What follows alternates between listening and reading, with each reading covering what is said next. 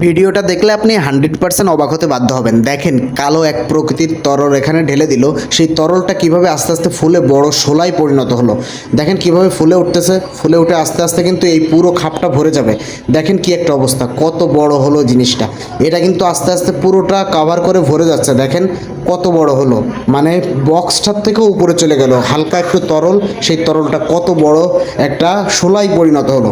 পরবর্তীতে এটা নিয়ে ফ্যাক্টরিতে কীভাবে কাটবে দেখুন, একদম স্লিপ করে ছোট ছোট করে কাটতেছে। কেটে কিন্তু এটা বিভিন্ন কাজে ব্যবহার করবে তারা। দেখেন কীভাবে ঘুরে ঘুরে কাটতেছে। এখন এটা নিয়ে একটা বড় মেশিনে দেবে, এই যে উঁচু করে নিয়ে যাচ্ছে, নিয়ে বড় একটা মেশিনে দিবে। মেশিনে দেওয়ার পরে সেই মেশিনের সাইডে সাইডে লোহা বা পেরেক জাতীয় জিনিসটা এঁটে দিবে। পরে একটা ব্লেড লাগানো আছে, ব্লেড দিয়ে সুন্দরভাবে দেখেন কত সুন্দর করে স্লাশ করে কেটে কেটে চলে যাচ্ছে। তো এইভাবে কিন্তু এটা বিভিন্ন কাজে লাগানো হয়। আমাদের বসত বাড়িতে কিন্তু এই শোলাগুলো ইউজ করা হয় নানা কাজে। তো দেখেন আসলে ভিডিওটা কেমন লাগলো সবাই একটু কমেন্ট করে জানিয়ে দিবেন আমাকে।